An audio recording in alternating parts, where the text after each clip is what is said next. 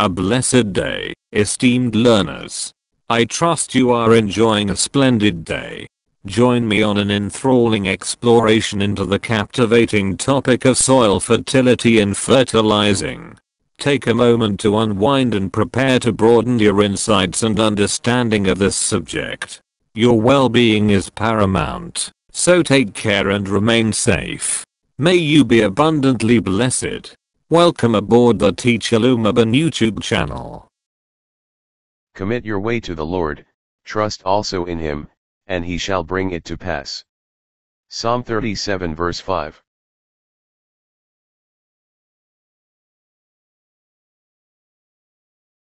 Fertilizer, a substance that is either organic or inorganic, natural or synthetic, added to soil to supply one or more essential nutrients required for plant growth. Fertilizers enhance the productivity of soil, supporting healthier and more abundant crops. Fertilizer, isang substance na organic o inorganic, natural o synthetic, na idinagdag sa lupa upang matustusan ng isa o higit pang mahahalagang nutrients na kailangan para sa paglago ng halaman. Pinapahusay ng mga pataba ang produktibidad ng lupa na sumusuporta sa mas malusog at mas maraming pananim. Types of fertilizer.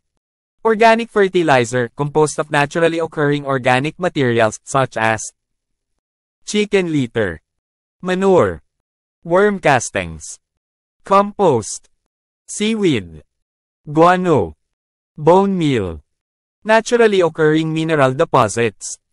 Organic fertilizer, binubuo ng mga natural na nagaganap na mga organikong materyales tulad ng kalat ng manok, dumi, paghahagis ng uod, pag-compost, damong dagat, guano, pagkain ng buto, mga likas na deposito ng mineral.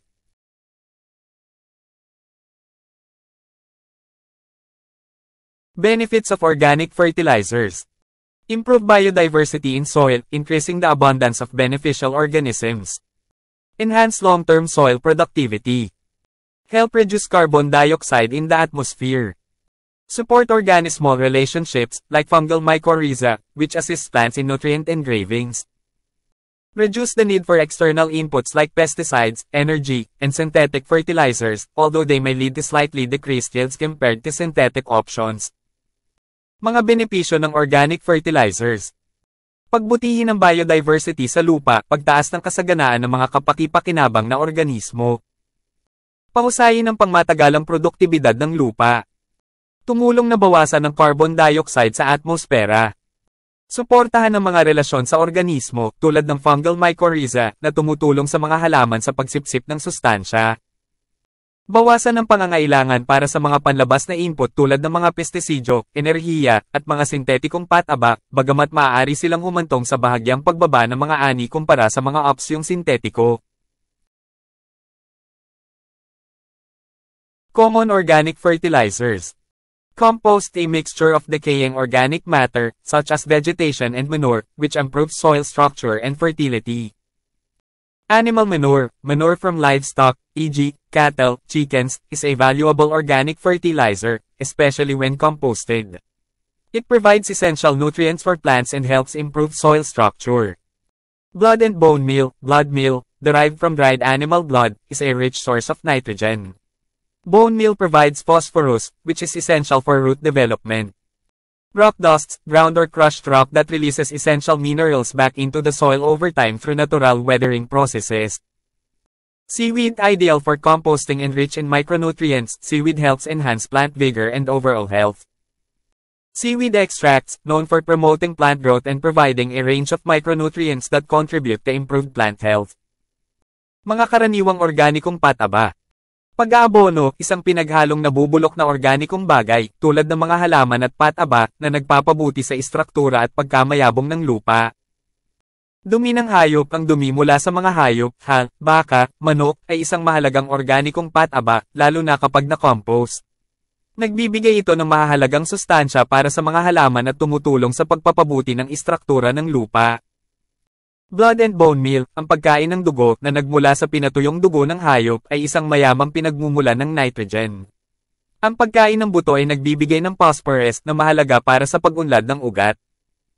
Mga alikabok ng bato, lupa o durog na bato na naglalabas ng mahahalagang mineral pabalik sa lupa sa paglipas ng panahon sa pamamagitan ng natural na proseso ng weathering. Seaweed, tamang-tama para sa pag-compost at mayaman sa micronutrients, nakakatulong ang seaweed na mapahusay ang sigla ng halaman at pangkalahatang kalusugan. Mga extract ng seaweed, kilala sa pagtataguyod ng paglago ng halaman at pagbibigay ng hanay ng micronutrients na nag-aambag sa pinabuting kalusugan ng halaman.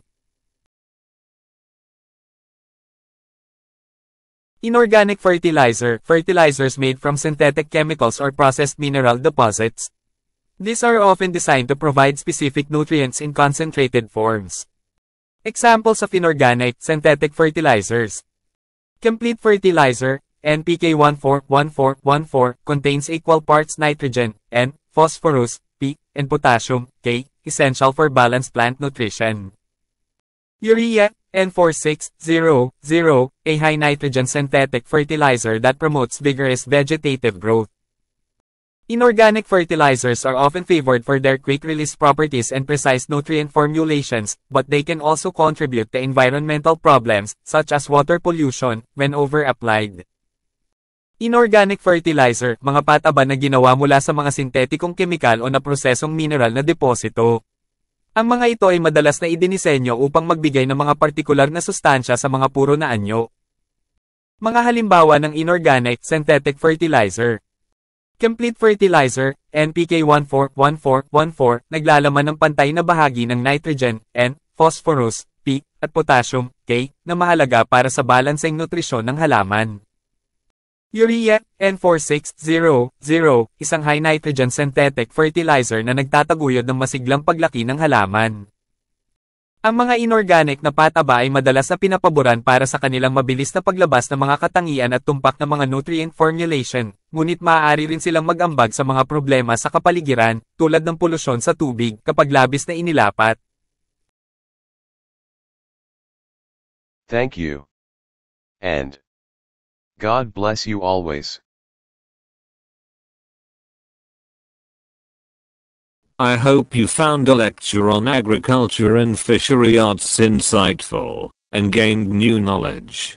If you found value in this video, kindly give it a thumbs up, and share it with your friends.